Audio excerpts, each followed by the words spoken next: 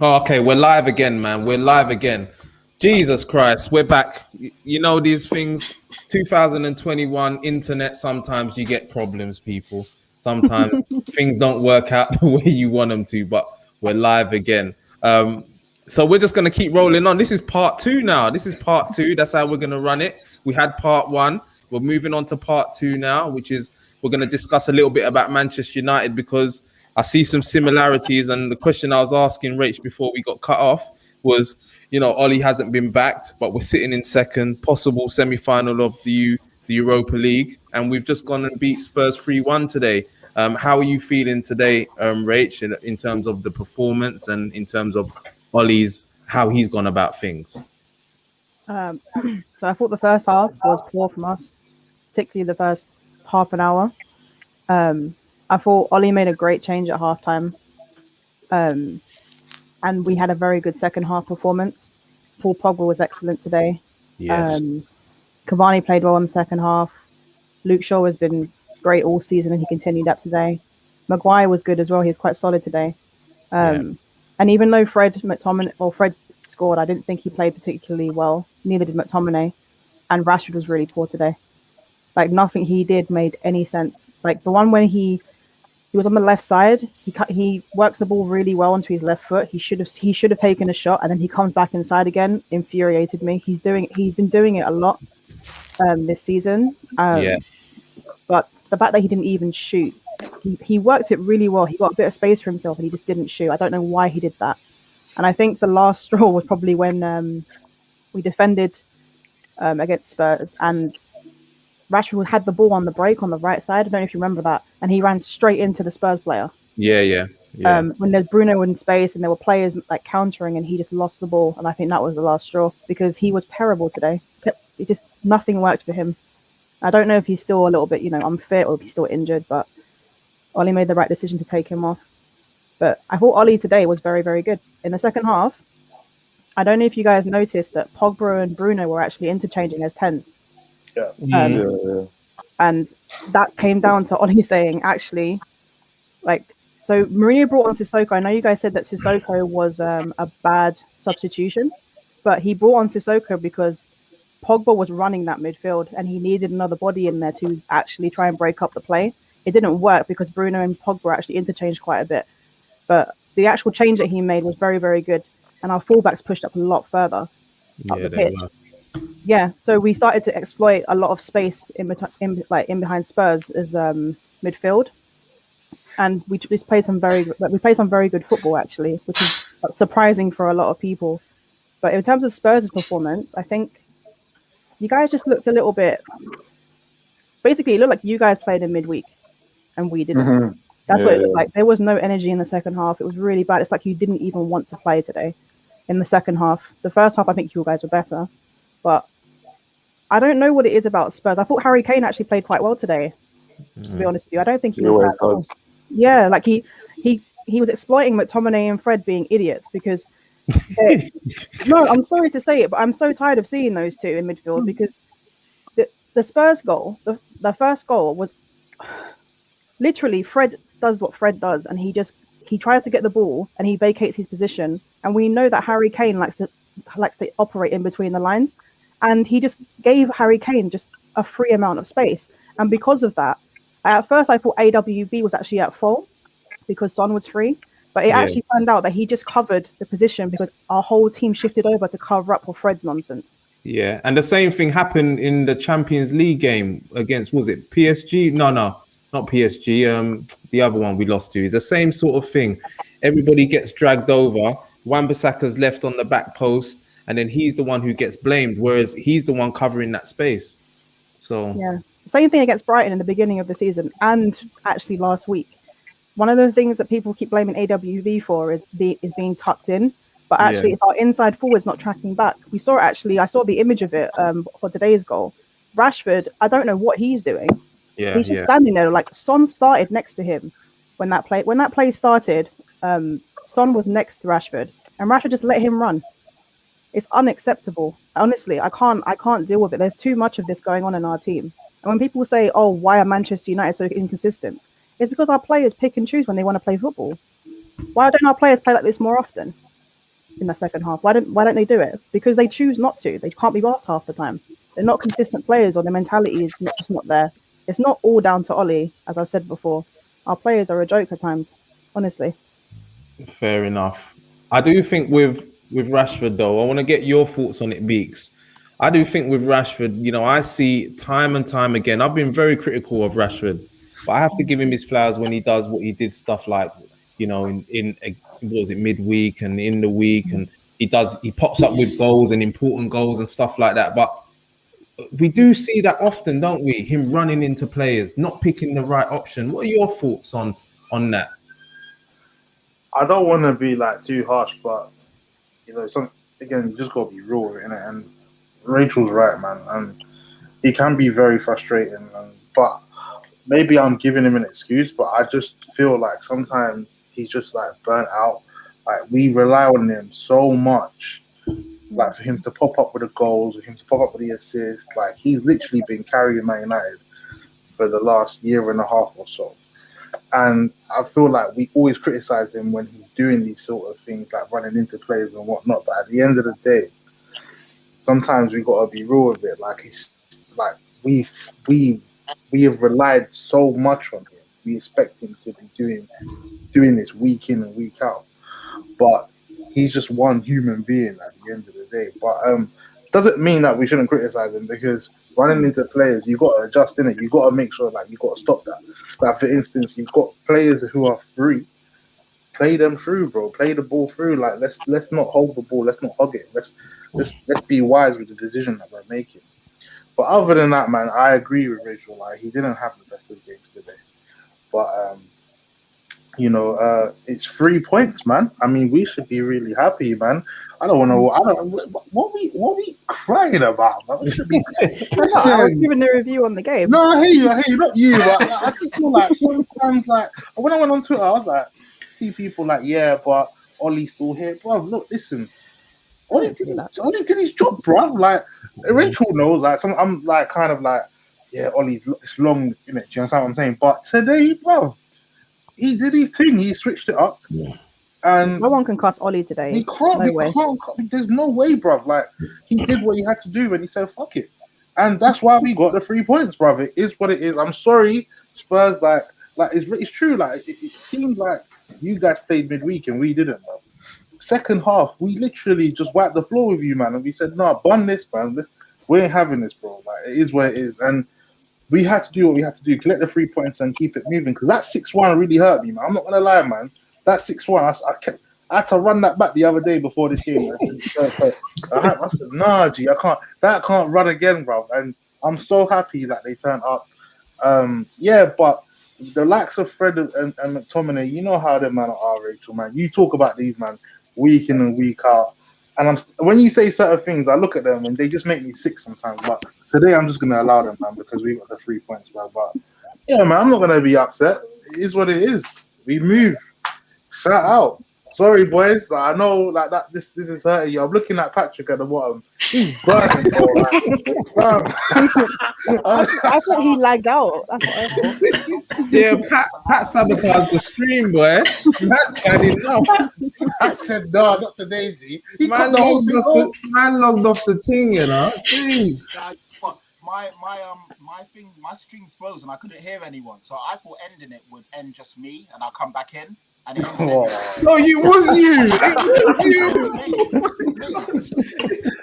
I knew it had to be you because I thought because it froze. I couldn't hear anyone, and I don't know what was going on. So I ended it thinking it would throw me out, and then obviously I could just come back in like usually. It ended the whole thing. So yeah, I'm sorry, people. It was me.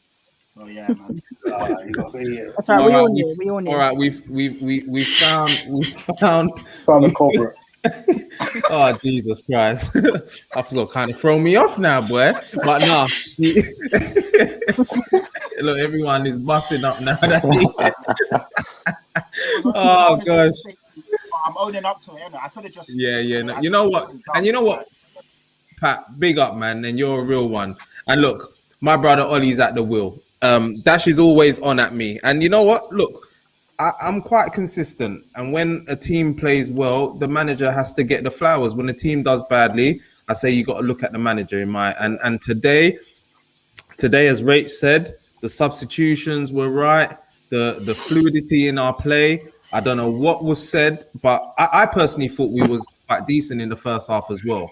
After half an hour and everything, I thought we were looking all right. Second half came, and yeah, boy, we were just bopping and moving. I thought Pogba was amazing today. A lot of people I've seen has actually said that Fred had a good game, boys. People are talking about Fred for man of the match and all of that. So it is kind of crazy, but you know what? Manchester United the second. Would you have thought that, Kallum, when you beat us 6-1 earlier on this season? Would you think that Man United will be in this position that we're in at the moment? No, I'll be honest, I didn't. You man didn't have the greatest start to the season, and I have to hold my hands up. I've been a big critic of Ollie. I've always said that he's a good man manager, but coaching-wise, I didn't think he's got that tactical nous of other managers. But like you said, you have to give him his flowers. Second half, he came out well. His substitutions were good. I'm never one to get onto Rashford, regardless of what he does on the pitch. He's feeding the youth, so I always have to big him up. But yeah, no, I think the subs are great. And United came out second half and they really wanted it. And yeah, no, the thing is, I think you lot will be disappointed at some aspects of the season. I know in terms of silverware, he doesn't seem to get past the semi-finals, even though you man have still got a semi-final to play. I think overall, I know there's still eight or so games to go, but overall, you can't be too disappointed with Ollie and how United have been this season. Yeah, I hear you, man. And as I said, people like, and this is why I like Rach, man, because people like Rach challenges your thinking. Do you know what I mean? And it makes me think differently on certain comments and certain things that I've said. Do you see a lot of similarities with Manchester United and Spurs, Karl, in terms of what I was saying before about not being backed and the board and everything like that? Because you hear a lot of Manchester United fans complaining about the board. With that said, what sort of job do you think Ollie has done this season?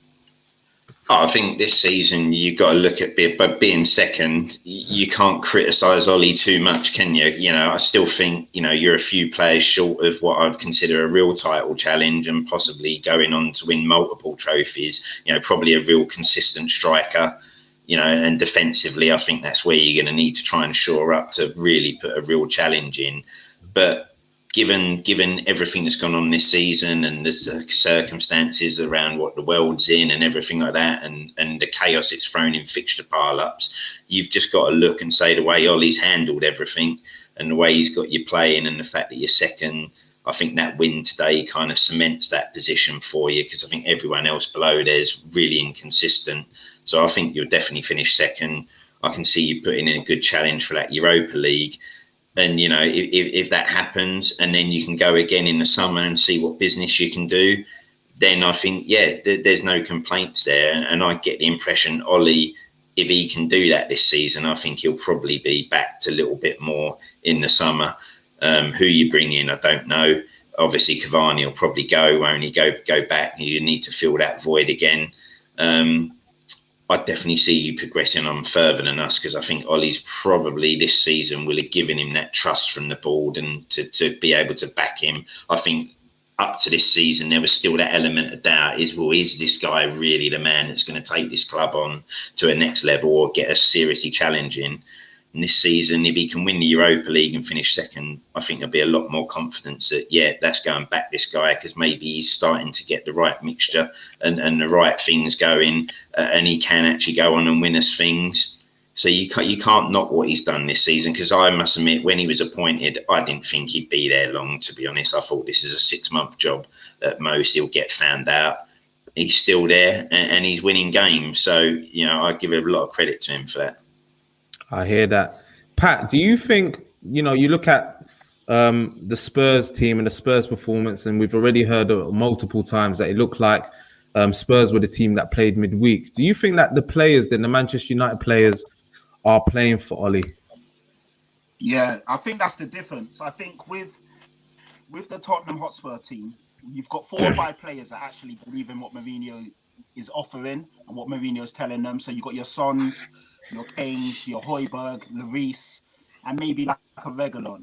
I'd say those guys believe in Mourinho, and they believe in his philosophies and his history and blah, blah, blah. Then you've got all the other guys who basically look at Mourinho like, you know what, I'm going to outlast you.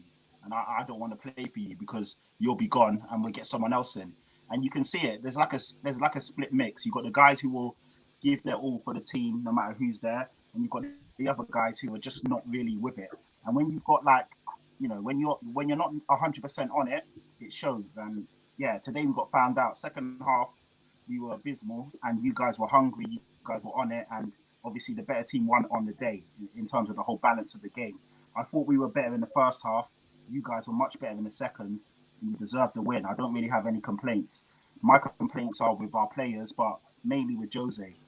And it just seems like, yeah, he's already lost the dressing room. In my opinion, it seems he's lost most of the players. And then when you're making weird subs, like we're chasing the game and Dele Alli can't get on the pitch, or you bring on Sissoko before Bale, I just think he's lost himself. I think he's just not that guy anymore. And the longer we have him in charge, the worse we're going to get. Rach, you see, I know that Ollie has obviously he's done a good job, and we know that the squad is light. But when we see the McFred and we know that we've got Pogba in there, do we not think that maybe we should start to try and break that up a little bit and get Pogba in a different role rather than pushing Pogba out to the wing? Or do you think that something like what he played today actually works if we can do that going forward until the summer when he can maybe strengthen? You know what? I think there's sort of two ways of looking at it, and it depends on who we're playing against. Okay. Because we don't actually have a defensive midfielder who can play alongside Paul Pogba and hold the midfield and allow Pogba to get the freedom to go forward consistently. Yeah. You know, if Pogba goes forward and he plays, say, alongside McTominay or Fred, they're not very good at holding a midfield. They're not very good positionally. They tend to vacate their position trying to win the ball high up the pitch, especially Fred. So you can't really play them in certain games together against teams that will punish you. So I understand why we play McFred. I hate it. Don't get me wrong. But I understand it as well. And like, you always want Paul Pogba on the pitch, so he tries to shoehorn him in on the left side or the right side. I understand it. I'm so sick of it. I just think we should just get a defensive midfielder in the summer who can just play in the middle, shield our defense, play the right kind of passes, Paul Pogba, and just, you know, just be useful and be more intelligent as well. Because as I said, Fred and McTominay, they're not intelligent football players. They don't cut out passing lines. They just they confront players once they've already got the ball. I want a player who will stop that ball from going in behind anyway. And we don't have that. So I understand it. It's not easy to just say, you know, put McTominay and Fred in alongside Paul Pogba and then be like, yeah, go and play football, go and do what we did in the second half today. You can't do that with those players in there. And Matic, well, we all know about Matic as well. Matic is too slow. So we need the right players in the right areas before we can start saying Pogba has to play central midfield. Okay. Beeks, I know you're going to have to chip off soon, and we're sadly going to have to lose Rach soon as well. The time has flown, and obviously someone tried to sabotage the thing, but we're still here. Beeks, you know, before you dash off, let me hear what your sort of, because obviously I was on your channel, big up Beeks Corner, and make sure you sign out your thing before you go. And I was saying that I think top 4 is secured now, and when I was there, we hadn't played Spurs and we hadn't played, was it Brighton last week? So we got 6 points out of them games now. What do we do now, G? What do we do? Do we go on and win this Europa League thing? Bro, listen, like, I think, shout out to you, because you actually, when we broke it down, you were calling for the points, didn't you? You thought, get a few points from here. You even doubted the Spurs game. You thought, like, maybe 1 point. Yeah. You understand what I'm saying? You were going with a confidence. Even you gasping. You understand what I'm saying? I'm not gonna lie. Even Rachel knows. Man said I weren't gonna watch the Europa League. You remember? I done told you I weren't gonna watch the Europa League. So we got knocked out. Yeah. So we got knocked out by Leicester. I actually had to do a flipping preview for Europa League this week. Yeah, and I was like, "Right, is this what my life has come to?" Like, Granada. I didn't even know them teams there existed, but we had to do it. All right then. So we moved now, and look, it looks like we're getting top 4. That's not even, man, not even trying to celebrate all that. You get me? Like, it's done. But the Europa League, if we can win that, yeah, then I'm not gonna lie, that's slightly progression under Ollie, you know. Do you understand what I'm saying?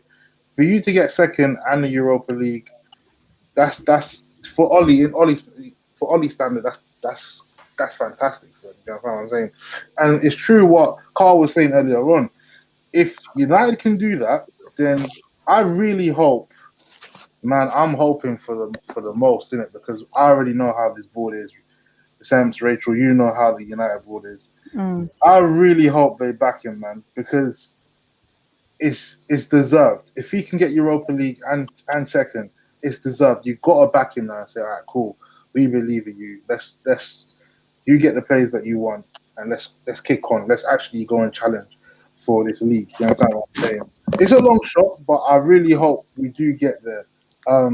So I'm saying, you know what? I'm gonna put my neck on the line. I'm gonna say that we actually can win the Europa League. I'm not gonna be negative. I'm gonna back Ollie. I'm gonna say, do you know what? Cool. Let's go win Europa League, man. We can't be look 2-0 up, bruv. That's semi-final. You know what? No, pause, man, because I know what happened to Spurs the other day, man. I ain't doing that. I ain't saying myself up. I ain't doing that. I just realized, what am I doing? No. I'm not doing that. I'm gonna revert. I'm gonna revert. I'm gonna hope for the best. Yeah, I'm gonna hope for the best that we get through and we do what we gotta do. Cause man, not trying to be like Spurs and them, man. No, I can't do that. I'm so sorry. It's now Spurs and them, man. Beeks, don't worry. The one thing, is we ain't Spursy in it. That is one thing. So we've had a rocky time, but we ain't got that Spursy title. Yeah. Before you run off as well, Rach, what do you think now is or what we can do this season? Do you think that we are gonna go and win the Europa? And do you then agree with what Beeks is saying that look, Ollie has got a second potentially and a trophy in the Europa? He needs to be backed and given another season. Yeah, he should be backed and given another season because the goal from the board has always been Champions League, and he's getting that. And considering the disaster that was last season, Ollie deserves to have at least 2 of his key players signed this summer. I don't want to see any more of this 37, 38-year-old strikers or whatever the hell it is. I don't want to see any more of those kind of players coming to this club. I don't want to see them. I don't want to see these players that no one else wants that we're just signing as a charity. Like charity FC, I can't deal with it. Find the right players, and then we can actually progress. And maybe I don't think we're going to win a title next season. I think if we get 3 key players, we can maybe challenge, maybe fall off towards the end, but actually have a proper go of it. And unlike this season where we were top, but no one really believed, surely, that we were going to win it this season. So that's what I'm looking at. I just want to see the right players brought in, the right profile of player that we need, and none of this signing players for the sake of it or signing players that manager doesn't want. I want proper signings. And then, I think we should be winning the Europa League this season. I think we are favourites for it. Wicked. Before that, I'm just one more thing. I know like you guys are hoping Kane stays, but before I leave, Kane, if you're ever watching this, man, just join the dark side, man. You don't really need all this, man. Like, you get me? Like, this is long, man. Like, it's not nice, but I think you Spurs fan can agree. Like, if you guys don't get Champions League, he's got to go. And I think that allows you guys to actually go and use the money, whoever spends, whoever cashes in, to go actually rebuild, man. Because, man, right now it's not looking good, bro. It's not looking good. Beeks, I know you lot got to run off, so please sign out, man. Just let all of the people know in the comments, because there's enough people in the comments. People like and subscribe, but also like and subscribe to all of these links that you see going across, man. Check out their stuff. Beeks, let them know where you are, please. Yeah, look, Sam, love for having me on. Patrick, you as well. Big up Karl and Kallum, Rachel. Man, catch me on Beeks Corner on YouTube and on Twitter. On the Twitter handle is, I always get it wrong, but you know what it is. Bottom screen, you can see my handle there. It is what it is. But love for having me on, man. I really appreciate it. Wicked, man. Thank you for coming on. We'll chat, man. When you reply to my message, Bro, what's that? I swear, Rachel, I'm never on there. I hardly chat on there, bro. He comes in occasion with the occasional, like, sort of comment, and then disappears for like days. And I disappear for days, bro. That's how I am. Wicked. Rach, please let them know where they can find you. You can find me on the First 11 YouTube channel, and you can find me on Instagram and Twitter at the Devil's Avocado. Wicked. All right. Take time out. Take care. I'll speak to you both. Thank you. I'll speak to you both as care. always. Safe people. See you later. We're gonna keep rolling because we're just losing those two. They've got other engagements. The work rate is mad. So yeah, Harry Kane, people. You know, what do you reckon? Then does he stay? Does he go? Can I answer this, Sense? Because Yeah, go ahead, Pat. Yeah. In the comments, people have been talking, and obviously, all the WhatsApp groups. That's all everyone's been talking at me. I don't think Harry Kane goes this summer. I'll put my neck on the line and say that. I don't think Harry Kane's going to go. In the sense of, even if Kane comes out and says he wants to leave, at the moment it's just all speculation. And even when Sky Sports said the breaking news bit was from The Athletic, and if you actually check the Athletic link, Athletic haven't got any quotes from any credible people. They're just coming out with their own speculation. So Sky Sports News are quoting speculation from The Athletic, but it's not actual credible. Harry Kane's not come out and said anything. His camp haven't come out and said anything. I don't disagree with the fact that Harry Kane is disappointed. We're all disappointed with our performances and how the season has panned out. But the fact is, he's got 3 years on a 6-year contract, so he's only halfway through. He's obviously the best striker or the second best striker in the world, however you want to weigh it up. He's going to cost at least 120 mil. My reality is, or I actually believe it would be about 150, and I don't see anyone paying that this season, especially everyone's been hit with COVID. Funds and fees aren't as they usually would be, so I can't see him leaving. Obviously, next season, with only 2 years left on the contract, then you are at a real sticking point, because if offers come in and Kane comes out and says he wants to go, either you take a decent amount then, or you let his contract wind down, and then the year after that he goes for pretty much nothing, considering the player that he is. But I can't see anyone coming in for him this summer because of all the points that I've just alluded to. I'll let the other guys have their say on it, but that's just my feeling. Yeah, Karl, what are your thoughts on that?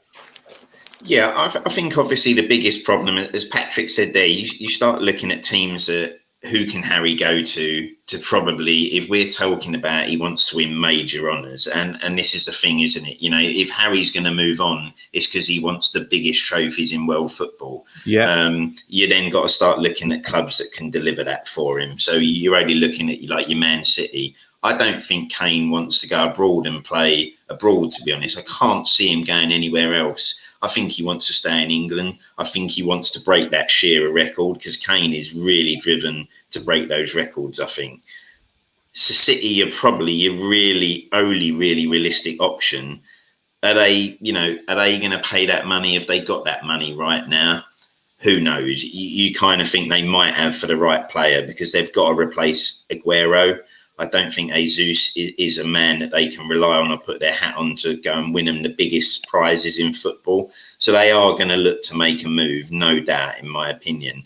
But then you're looking at Haaland at Dortmund. Are they going to go for the younger model, potentially more years out of Harry's got his ankle problems, which we know are going to cause him a problem throughout every season.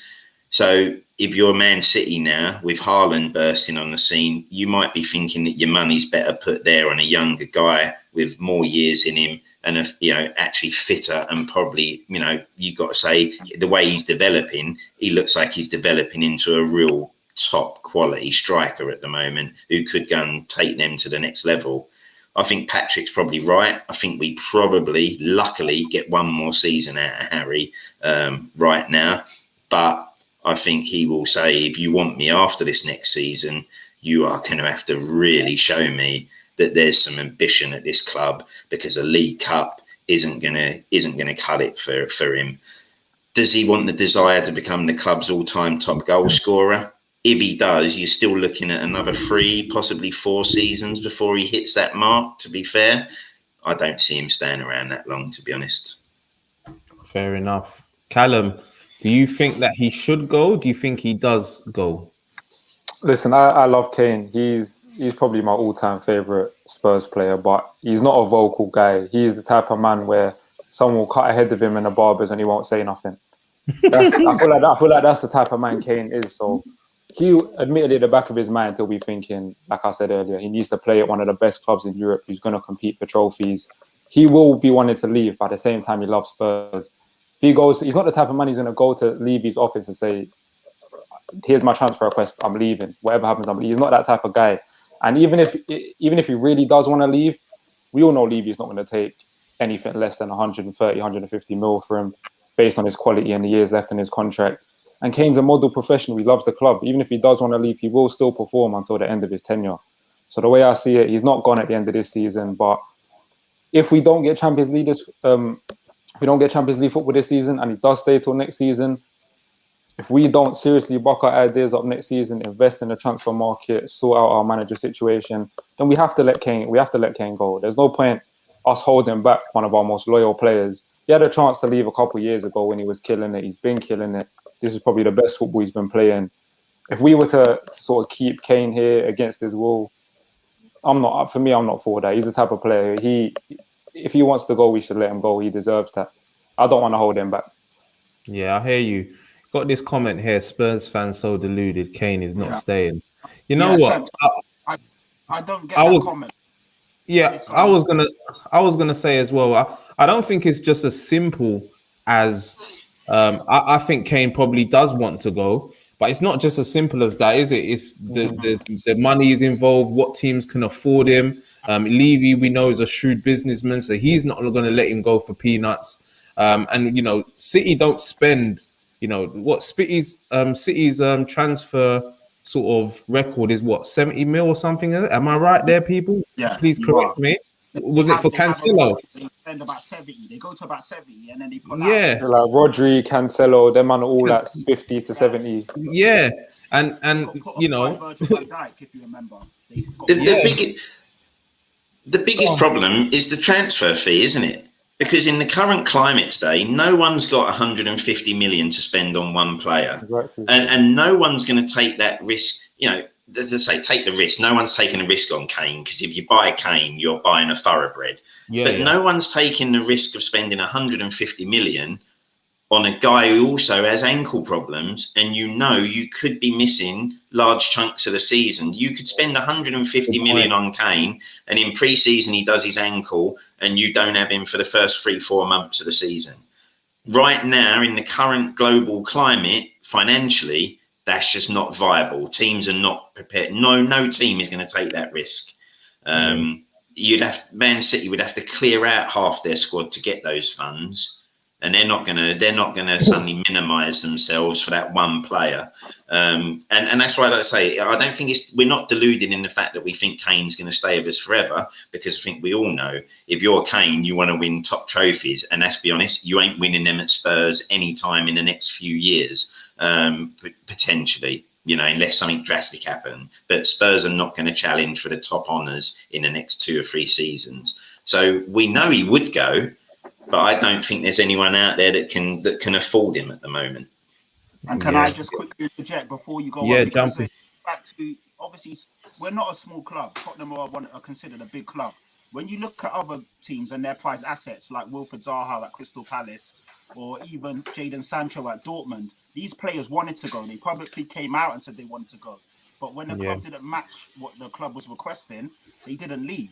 Just because even if Kane comes out and says he wants to go, if a club doesn't match what Levy's asking for, he doesn't go. It's not just down to, Kane wants to leave, and then it happens. You've also got to match the fee, as you were saying, Sense. So it's not just that simple. And then if we're looking now, what clubs can realistically afford him? So I'm not saying Kane doesn't want to leave, but he hasn't come out and said that yet. I'm not saying Kane's going to stay with us forever, but what I'm saying is Kane's not going to leave this summer. Yeah, fair enough. Arsenal people in the comments, let us know. I think Pat, Karl, Kallum have all made great points on that, and I have to agree. I do think, you know, you look at players like Gerrard, for example, and it's maybe not the same because Gerrard still won Champions Leagues and stuff, but you do get some players that are attached to their club. Harry Kane does strike me as a player that's attached to Spurs. He loves Spurs. So you can't really, I've seen some comments here, Michael Carrick left, Berbatov left, Modric left, Bale. I don't think it's the same sort of situation there. Would you agree with that then, Kallum? You know what, Semche? People talk about if Kane stays at Spurs, he's unambitious, rare. I feel like the only way I agree with that is if we're not in the Champions League and it doesn't look like we're going to be playing in the Champions League, then it is unambitious because he needs to be playing in that competition. But if you're talking about he needs to be somewhere where they're competing for trophies, in my eyes, if Kane stays at Spurs for the rest of his career and he breaks Jimmy Greaves' record and becomes our top scorer, or maybe breaks Shearer's record and becomes the Premier League all-time top scorer, for me, that's ambition. And I know people say at the end of their career, put your trophies on the table. But if Kane was to now go PSG and win the league with them, win the Champions League with them, they're great honours, but they're clubs that are more or less going to do that whether Kane's there or not. For me, the season where he finished second at Spurs, getting to a Champions League final with Spurs, I know it's not a trophy, a man are going to banter me, yeah, you can't put that in the cabinet or whatever, but that for me is showing Kane's ambition. He's at the club he loves and he wants to do well. If Kane was to win a Premier League with Spurs compared to winning League One with PSG, you already know which one's going to mean a lot more to him. And if we're honest, PSG win that league anyway. So if he goes there, wins the League Cup, a man going to say, yeah, Kane's so much better than he was had he stayed at Spurs because he's won a league. He's not. If he goes Bayern, obviously they've got Lewandowski, but if he was to go, I don't know, Dortmund and win the league with them, does that make him so much of a better player because he's got that trophy? No, not in my eyes. Fair enough. Yeah, enough. We've got your noisy neighbours down the road. If we was to move on now from Man United and Spurs, start looking at some of the other Premier League teams and some of the other results this weekend. You know, your neighbours down the road, they picked up 3 points today. 3-0 away win to Sheffield United, which should have happened.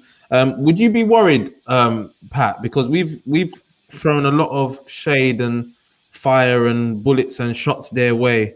They're 4 points behind you now, same amount of games. Do you think there's a possibility that they could finish above you, Pat? No, basically no. I'm not worried. I just don't see. Yeah, they won today. They won 3-0, but it's against a team that they're the worst team in the Premier League. Do you know what I mean? And they, by the looks of it, they're going to be one of the worst teams in Premier League history. So yeah, it was a good win. But I'm not worried. I don't see Arsenal finishing above us. They just haven't got that quality. And you saw that midweek in the Europa League game, a game that they should have saw out, and they ended up throwing it away. Obviously, got a draw. Yeah. As much as they want to banter us about Kane and our performances, they're still a lot worse than us. So no, I'm not worried. And even though that doesn't mean much to me now, finishing above Arsenal, because we do it every year anyway, it's still nothing to think about. Yeah, Karl, what do you think about Arsenal and the fact, obviously, they got, as I said, they got their 3 points today. You know, with the way you lot are playing, could this, especially now if you lose in the cup final, you lost today, could things really start to spiral out of control for Spurs and possibility that you could fall below Arsenal? I think, like as Patrick said, I think the only thing we've got going in our favour is this is an Arsenal team that are likely to implode the next game they play. You know, you've got players like Xhaka and that who are likely to go and just do something stupid and cost them. And defensively, they're not that sound. You know, Tierney's now out, and you know he was a great, you know, whether you like it or not, he's a brilliant left back. So they'll really miss him this season. I just think defensively they're not solid enough.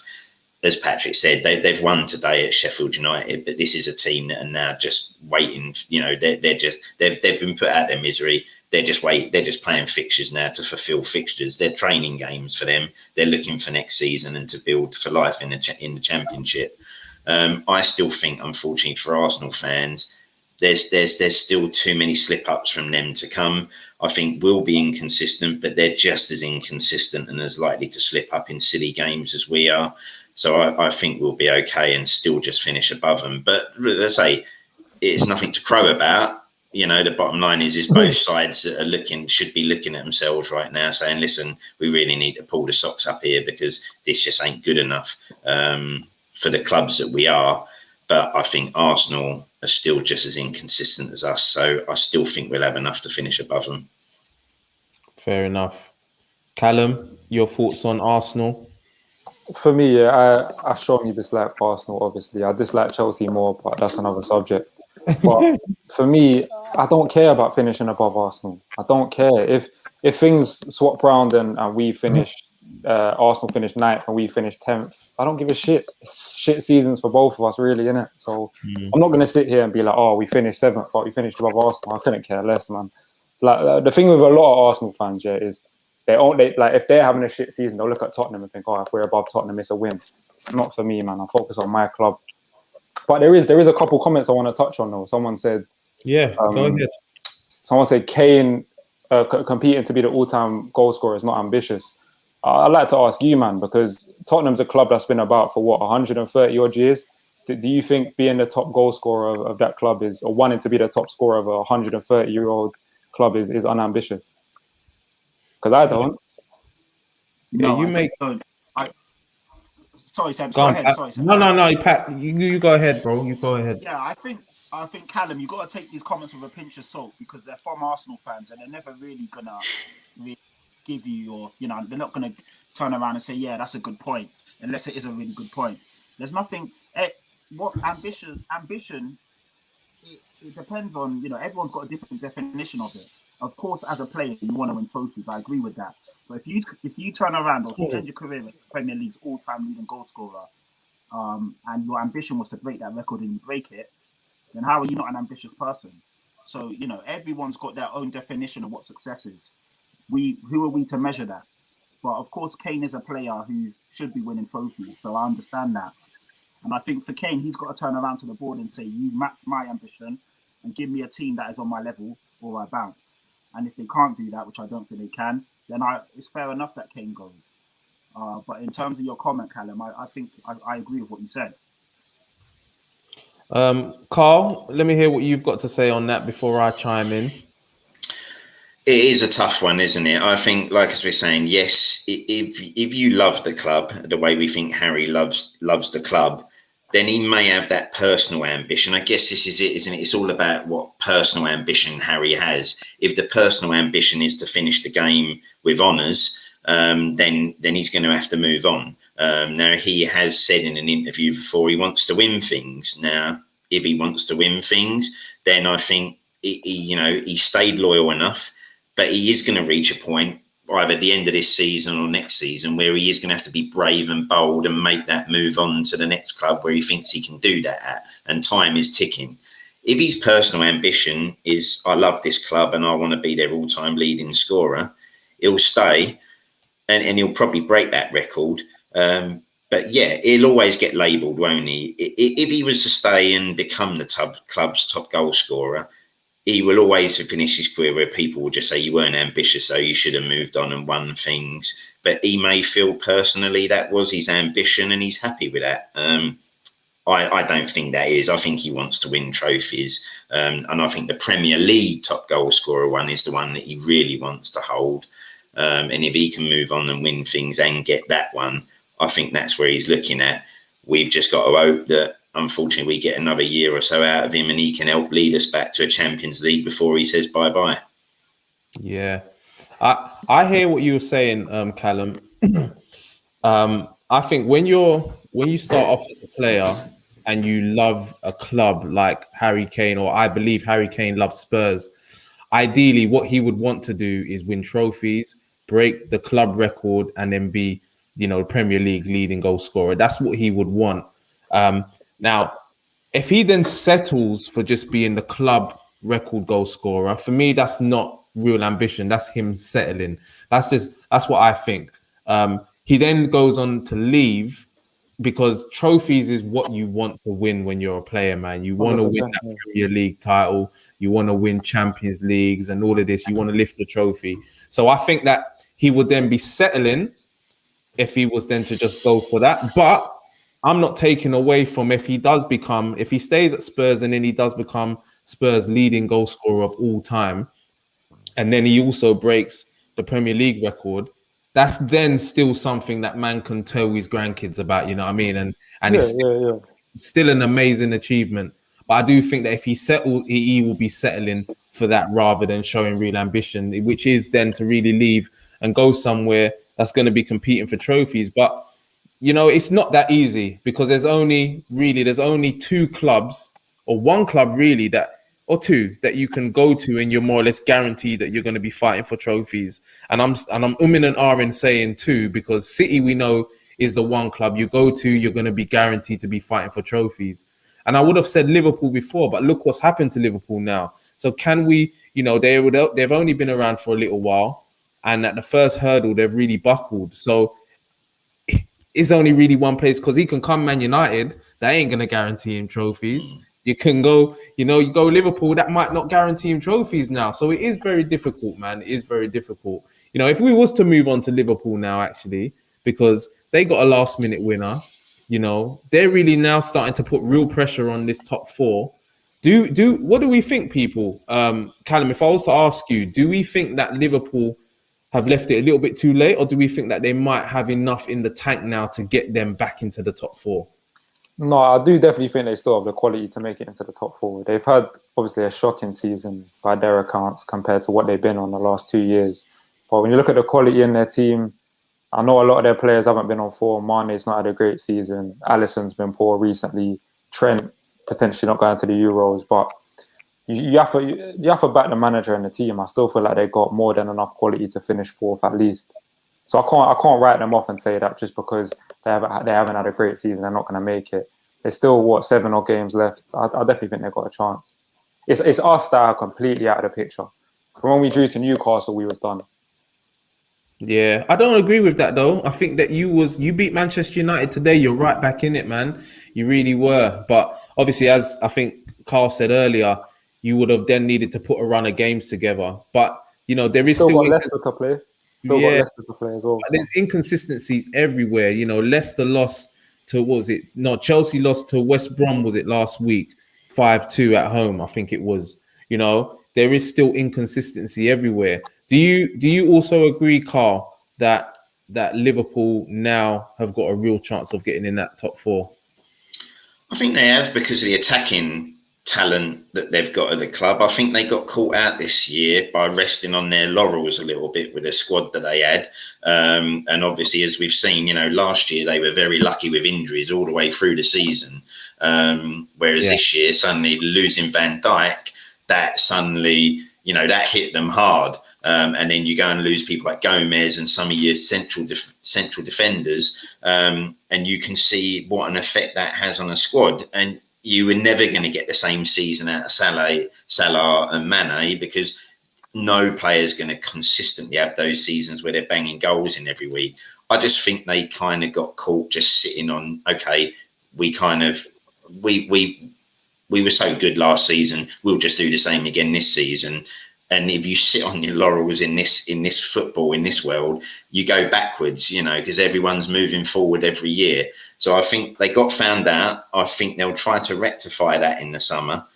I still think, though, they've probably got enough about them to give the top four a go. But whether they get in there or not, they still only scraped across the line this weekend against Villa, who, by their accounts, didn't play as well as they could do, didn't have Grealish on the pitch. Yeah. Would have been interesting to see what would have happened if he played. I still think, again, Liverpool are in that mix with everyone at the moment. They can't put a consistent run together, but they've got the talent. So I think they'll push it right to the end. I wouldn't be surprised if they sneak it in there, though. Or they're either going to just miss out or just sneak in. But, they definitely have to improve next season, because it's been a horror show. And I think that is what happens if you sit on your hands. Yeah. So, Pat, we're talking about Liverpool fighting to get in there. Do West Ham stay there now? I think West Ham have had an amazing season. Do we believe that West Ham have got enough to get over the line to finish top four? Yeah, unfortunately, no. And the reason why I say that is because, I know they've been playing well. They've been a bit shaky. They scored a lot of goals, but they're also letting in a lot of goals. So they have been quite, I wouldn't say lucky, because obviously they've taken the lead and they make their own luck. But I just don't know if they've got enough to see it through and get across that line. And the reason why I say that is because as a club, they've never done it before. So I'd probably say that goes against, it doesn't go in their favour when you're talking about finishing in the top four with all the teams that are above them or just there or thereabouts, and have had players that have done it before. They've had a real good run. I do think they'll make a Europa League spot, especially if Europa goes down to the top 7. But I just don't think they're getting that top 4. I hear you, Callum. Do you agree? Do you think that West Ham just fall off right at the end? West Ham have impressed me this season. For me, they're an example of players that are playing for the manager. Unlike Spurs, unfortunately, they actually got a good team. People underestimate their team, man. See, like the double pivot of Rice and Souček. They've got Jarrod Bowen on the wing, who I think is better than all our right wing options. Lingard's doing his thing. Yeah, I just don't feel like they've got enough to make Champions League. I know they're doing well. I don't like West Ham, but I do feel like they should be playing Europa League football, and they'll probably be quite entertaining in the Europa League. But Champions League, no, that's too much for them. Yeah, it's just one of these things, though, isn't it? I think I was saying the same about Leicester winning the league, and they bloody went on and won it. Karl, what do you think about West Ham? Because I've been really impressed with them, man. I'll be honest. I've watched a few of their games, and I think since Lingard has come as well, he's really brought a bit of entertainment, and I think everyone's willing him on. So, what are your thoughts on West Ham? Yeah, well, he's Ballon d'Or favourite now, I think, and Lingard. I mean, he's got to be in the shout. What a signing that has been, though, isn't it? I mean, I think, Patrick, I think you put that thing out when people were talking about Lingard and should Spurs go and get him on loan. I was like, I don't want the guy nowhere near my club. This is a bloke who's just interested in dancing in a changing room or something. But you've got to give him credit. He's come in, hit the ground running. His goals potentially could get him over the line for Champions League football. West Ham have been... I love Antonio. I wish Spurs would have signed him because that's a player that, for me, that would have been a perfect backup for Harry Kane. Yeah. He gives teams lots of problems. He always causes us problems when we play. Really like him. Rice, I think, has come on a real bundle this season as well. And the signing of Souček was a great bit of business. I think, unfortunately for West Ham, though, I think the injuries that they've just had now with these 3 key players going out, you're seeing that they almost need a 3-goal lead just to see games over the line. And we know that in the Premier League, that's not, you can't keep that up. I think, unfortunately, it's just going to catch up with them at the end in this run-in, and they'll probably just miss out on top 4, but they'll get Europa League. And if you're West Ham, you've got to look at that as progression and say, right, we've now got a team that looks like it can do some business. Again, if we add the right players in the summer and we keep hold of the key players, I don't think they're going to be able to keep hold of Rice, unfortunately. I can see Chelsea coming in and taking him off them. But if they can then invest that money wisely, keep hold of some of the other key players like Antonio and Souček, then why can't they go again? And I think the real key and the test for them is if they can suddenly find that consistency where they're constantly Europa League, because they're a club that can then just keep building from there. But obviously this, West Ham fans, I've got a very close friend who's a West Ham fan, and he could tell you that this year they could get Europa League and next season get relegated. It's just the way it's been for them. So I think, hopefully, I say we don't like them, but I think they'll finish in the Europa League places. And he said there'll probably be good entertainment in that. But they've done really well, and you've got to take their hats off. And as we're seeing, the manager has a massive effect, because that's work that's being done on the training ground with that team. So people who say you can't take average players and make them play well, look at what coaching can do there. Yeah. So you've got to give them full credit for the season they've had. Yeah, no, 100%. And I agree with that, because you look at that team, you can't say that team is better than the Spurs team or the Spurs players that you have. You know what I mean? So, yeah, you definitely got to give Moisey some credit there, man. Callum, I know you said that you hate Chelsea. Chelsea, for me, since Tuchel's come in, they've looked very, very solid. They've climbed their way up. They had their blip last week. They've bounced back this week, brushing aside Crystal Palace.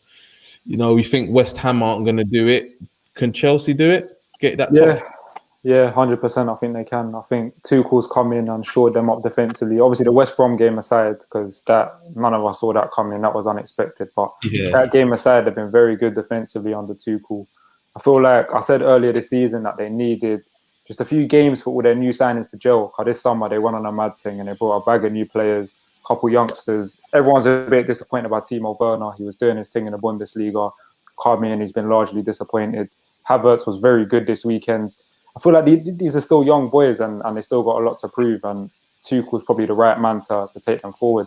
I can see them finishing top 4 this season, and I can see them being very dangerous next season. Yeah, man.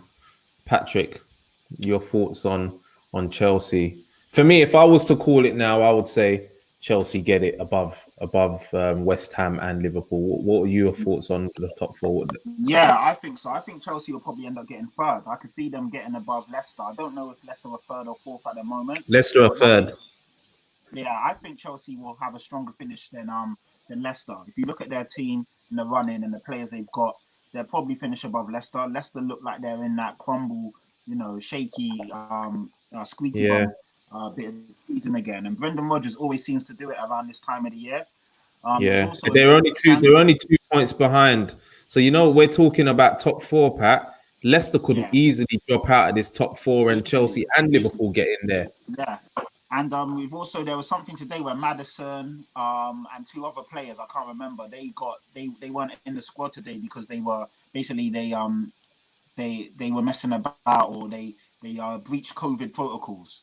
So they got so that's a big that's a big shake up when 3 of their best players, it was Maddison, Ayoze Perez and someone else, they weren't in the matchday squad because they fought outside of the bubble and all of this and that. So yeah, I think Leicester won't make it. I think Chelsea will get in there, and then you're probably looking at Liverpool. I hate to say it, that'll probably be the top 4. City, Man United, Chelsea, Liverpool. Yeah, man. Yeah. What would your top 4 be, Karl?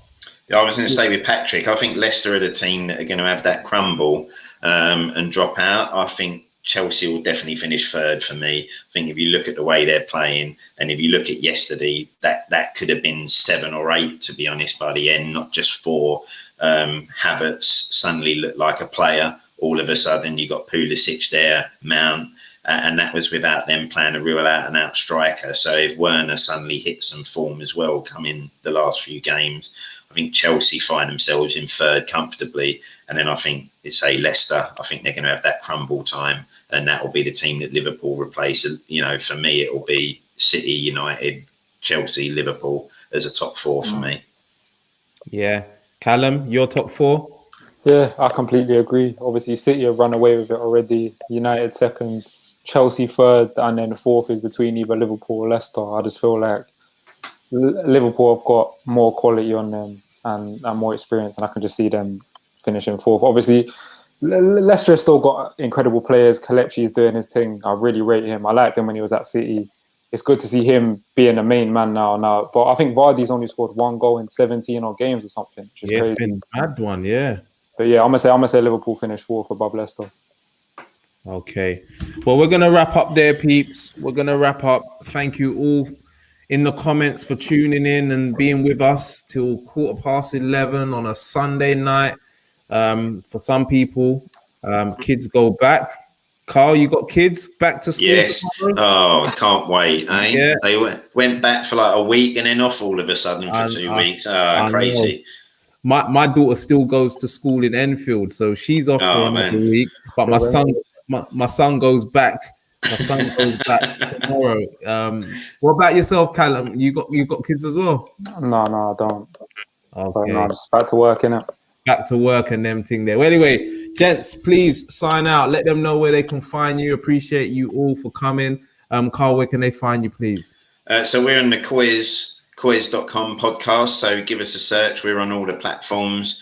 And obviously my Twitter handle is there. I normally throw out some rubbish during games and everything like that. So yeah, give us a listen. Patrick's normally a good guest, so you get to hear a familiar voice as well. And he'll be on for our Carabao Cup final special, and I'm sure that one will be a bit of a miserable session, unfortunately. Wicked. And yourself, please, Kallum, please let them know where they can find you, please. Yeah, obviously my Twitter out's down there. Twitter out's down there. Views from the Skywalk, usually every Monday around 8 p.m. on the Never a Foul channel, just running through whoever we played on the weekend. And it's usually a little bit depressing, a bit of a therapy session. hopefully we start picking up some more points. Hopefully winning the Carabao Cup final, and you'll see me a bit more excited. Wicked. Patrick Tyrant, man. Thank you very much for coming through. And kind of sabotage the show. No, I'm sorry. My thing, anyway, let me not get into that. But yeah, obviously, people that don't know me, my handle is Patrick Tyrant, Tyrant, and you can find me here on the Views TV official show. And I've been jumping on a lot of podcasts recently, so I will always shout that out as well. So follow my Twitter, and then you'll find out all the rest of the people that I'm working with or doing shows with. So yeah. Yeah, man, that's us. We're here. Big up to everybody in the comments. I appreciate you. Big up to my panel. I appreciate you lot coming through. And, follow, like, subscribe if you haven't. And this is Everyone's a Pundit, people, episode 70. And these were my pundits. Until next week, we're out, people.